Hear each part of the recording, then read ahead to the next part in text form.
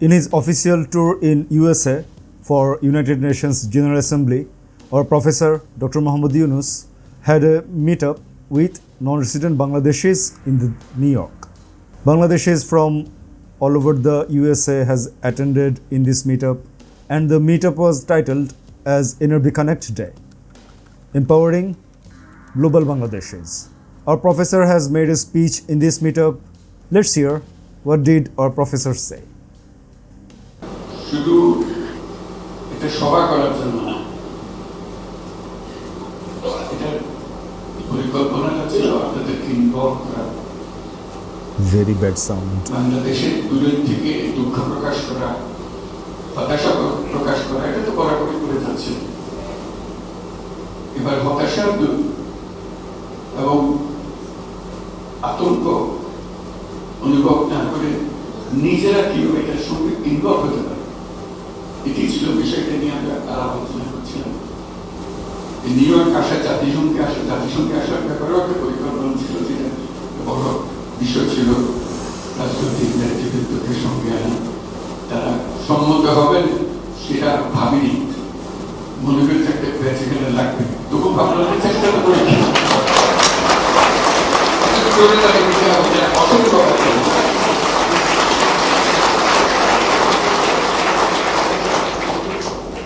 ওনাদের সম্মতি দেখে আমার মনে বাংলাদেশ সম্বন্ধে, বাংলাদেশের ভবিষ্যৎ সম্বন্ধে আমার আস্থা অনেক বেড়ে গেছে। আমরা কাগজপত্র পড়ে বক্তৃতা শুনে যেরকম একটা ভয় পাই, সেই ভয়টা কেটে গেছে। এবং আজকে আপনাদের সামনে একসঙ্গে এসে কথা বলছেন, এটা একটা বড় বিষয়। এবং জাতিসংঘে যেখানে যাচ্ছে সবাই অবাক হচ্ছে, আপনি যখনই শুনছেন যারা রাজনৈতিক দলের নেতারা সঙ্গে এসছেন এবং সকল দলের নেতৃবৃন্দ এখানে এসছেন। মেসেজ এটার পেছনে একটা মানুষকে একটা ভবিষ্যৎ সম্বন্ধে একটা ধারণা দেয়, সেই ধারণাটা সাংঘাতিক আত্মবিশ্বাসী করে আমাদেরকে। সেই আত্মবিশ্বাস নিয়ে আমরা আজকে যে নিউ ইয়র্ক শহরে আসলাম, জাতিসংঘে আসলাম, আমরা সাংঘাতিক আত্মবিশ্বাসী হয়ে ফিরে যাব। আপনারা সবাই সেই আত্মবিশ্বাসী অংশগ্রহণ, কারণ ছাত্ররা তাদের রক্ত দিয়ে যে সুযোগ সৃষ্টি করে দিয়েছে, সেটা শুধু একটি রাজনৈতিক সরকার পরিবর্তনের বিষয় ছিল না, এটা দেশের একটা পুনর্জন্মের বিষয়। সেই পুনর্জন্মটা হাতে খড়ি থেকে শুরু করে সামনে গিয়ে যাওয়া, পেছনের দিকগুলোতে আজকে যেগুলো আলাপ করলাম, দুর্নীতি ইত্যাদি, এগুলো কত জটিল চলে যাওয়ার কথা। এগুলো কোনো জিনিস আর নতুন বাংলাদেশে যাতে প্রবেশ করতে না পারে সেই ব্যবস্থা, সেটি আমাদের সবার। এবং সবাই দূরে দাঁড়িয়ে, গ্যালারিতে দাঁড়িয়ে খেলা দেখবো ওরকম না, নিজে খেলবো না। আমরা গ্যালারির কাজ শেষ, আমরা প্রত্যেকে নিজে খেলবো, যেটুকু অংশ আমরা পারি সেটুকু অংশ আমরা পালন করবো। তাহলে এত রকম জিনিস আছে, এটা দূরের থেকে গ্যালারিতে বসে কথা বলার সোজা, অবশ্যই সোজা, কিন্তু সেই সোজা জিনিসের মধ্যে আমাদের একটা কঠিন কাজ করতে হবে, এটাকে পাল্টানোর একটু চেষ্টা করতে হবে। সবাই মিলে একটু চেষ্টা করে দেখবো যেটা করে ফেলতে হবে। যেমন আজকের মিটিংটা, একটি সুন্দর ব্যাপার, মিটিংটা করতে পারছি, এটাও কিন্তু অসম্ভবকে সম্ভব করার জন্য এখানে বহু মত আছে। কাজে সেটা দিয়ে শুরু হয় না, পেছনে যে একটা পরিকল্পনা ছিল, সেই পরিকল্পনাটা বলার জন্য আপনাদের সামনে এসেছি। একটু করে বুঝবেন এই পরিকল্পনাটা আরো পরিষ্কার হবে কিছুক্ষণ পরে। এটা আমরা বাংলাদেশ সম্বন্ধে যা যা আলোচনা করেছি, আমি ব্যক্তিগতভাবে সাংঘাতিক রকমের আশাবাদী বাংলাদেশ সম্বন্ধে। এই জন্য অনেক জিনিস অনাবিষ্কৃত থেকে যায়। আমি বারবার খোঁজা দিচ্ছি যে অনাবিষ্কৃত জিনিসগুলো সামনে চলে আসে। তার মধ্যে একটা জিনিস, তারুণ্যের কথা আমরা সবাই বলি, আমি বারবার বলছি, সেখানে একটা জিনিস যোগ করছি, তারুণ্য মানেই হলো প্রযুক্তি। এটা দুটো একসঙ্গে, তারুণ্য সঙ্গে সঙ্গে সেই প্রযুক্তির মধ্যে ঢুকে যায়। অটোমেটিকলি যে তারুণ্যবাদেরকে প্রযুক্তির মধ্যে ঢুকিয়ে ফেলে সে বিশ্বের সঙ্গে যুক্ত হয়ে যায়, সে আর বাংলাদেশের ভেতরে আর থাকে না। তার জগৎ বিশাল জগৎ, কিন্তু আমরা সেই বিশাল জগতে প্রবেশের পরে সে পরিবর্তনটাকে সেখানে দিয়ে আসবে, সেটা এখনো রাস্তা বানিয়ে দিতে পারেনি, তার মাথার মধ্যে চাকাতে পারেনি। সেই চাকানোর বিষয়গুলো আজকে আলাপ করবো এবং বলার শেষে একটা প্রেজেন্টেশন হবে, সেই প্রেজেন্টেশনে দেখতে পাবেন আপনারা কিভাবে সবাই এটাতে পার্টিসিপেট করবেন। আপনাদের এখানে আমন্ত্রণ জানিয়েছি, যে আমন্ত্রণের পেছনে একটা আলোচনাটা হবে, ওইটা একটা বড় অংশ।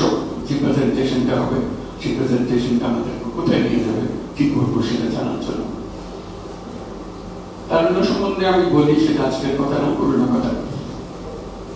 বাংলাদেশ সম্বন্ধে নতুন নতুন মাত্রাগুলোকে যোগ করার জন্য, আপনাদের দৃষ্টি জানার জন্য আমি চেষ্টা করছি, বিদেশিদের কাছেও চেষ্টা করছি, যারা বাংলাদেশ সম্বন্ধে জানতে চায়, বিনিয়োগ করতে চায়, ব্যবসা করতে চায়, তাদেরকে বলছি যে বাংলাদেশ এখানে এই তারুণ্যের কারণে যে কোনো রকমের ব্যবসা করতে চাও, তোমাকে সেই ব্যবসা সেই কারখানা তোমার নিজের তো সে করার দরকার নেই, এখান থেকে লোক নিয়ে গিয়ে সেখানে তোমরা কারখানা চালাবে, তার চেয়ে বড় কারখানা এখানে বসে লোক তো আছে, এই ঝামেলা থেকে বেঁচে যাবে। তাকে একটা প্রোডাকশন হাব হিসেবে চিন্তা করো।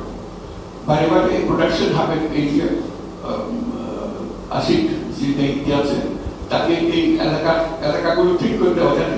এটা প্রোডাকশন হাব হিসেবে তুমি দুনিয়াতে যে কোনো জিনিস বিক্রি করতে চাও, এখানে এসে প্রোডাকশনটা এখানে করো, সেই প্রোডাকশন করার জন্য সুযোগ সুবিধা করে দাও। এটা একটা দিকে আকর্ষণ করছি, যাতে করে বিশ্বের কাছে এটা গ্রহণযোগ্য হয়, সেটাকে প্রমাণ করা। আরেকটা নতুন মাত্রার কথা আমি প্রায় বলি, আবার আপনাদের সঙ্গে বলি, সেটা বাংলাদেশ শুধু আমাদের যে জিওগ্রাফিক্যাল এরিয়া আছে, বাংলাদেশের ম্যাপ বানাতে আমরা যেটুকু করি, আমরা সবসময় বাংলাদেশ বলতে এটাকে বুঝাই, সেখান থেকে একটু বড় আকারে বোঝার চেষ্টা করি। অর্থনীতির ক্ষেত্রে আমাদের মাত্রাটা ভিন্ন মাত্রায় করা আবেদন জানাচ্ছি, যাতে ভবিষ্যতে সেই মাত্রাটা সফলভাবে আমরা পূরণ করতে পারি।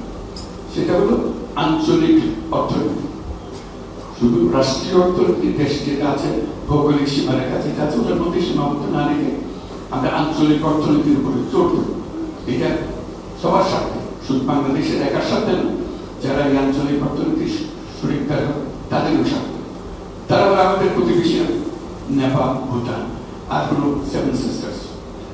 তাদের সমস্যাটা একটা পরিষ্কার, তারা ল্যান্ডলক কান্ট্রি, তারা আটকে আছে, সমুদ্রের মধ্যে যেতে পারে না। আমাদের সে অ্যাক্সেসটা আছে, সমুদ্র আমাদের সঙ্গে আছে।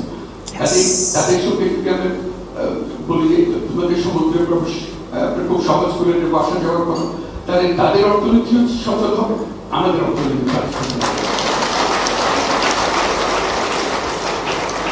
এবং ভারতে এটা নিয়ে আলাপ হচ্ছে, অনেকে বিরূপ মন্তব্য করছে, কিন্তু অনেকে সন্তুষ্ট যে এটা হওয়া উচিত।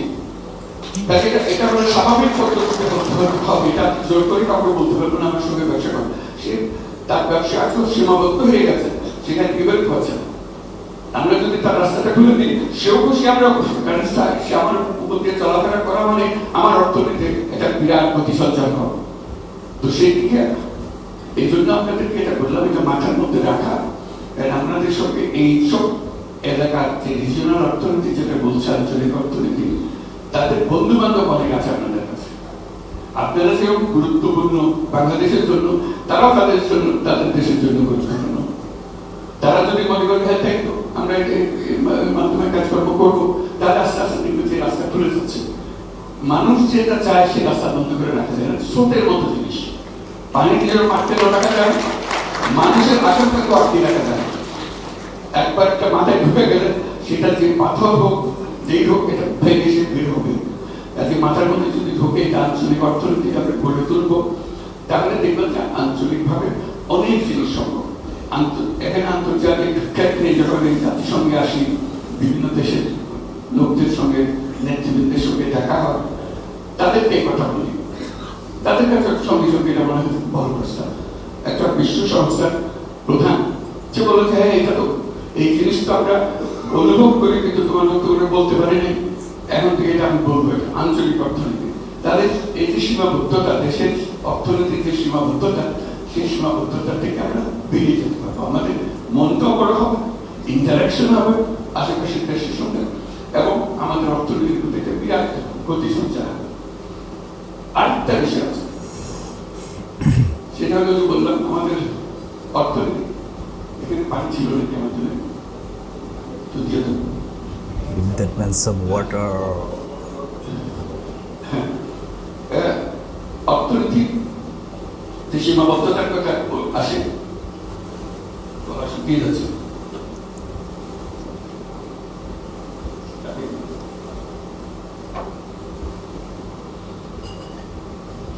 আরেকটা বিষয় হলো ওই যে সীমাবদ্ধতা, যে ম্যাপ, বাংলাদেশের ম্যাপ, বাংলাদেশ বলতে আমরা ওটাই বুঝি।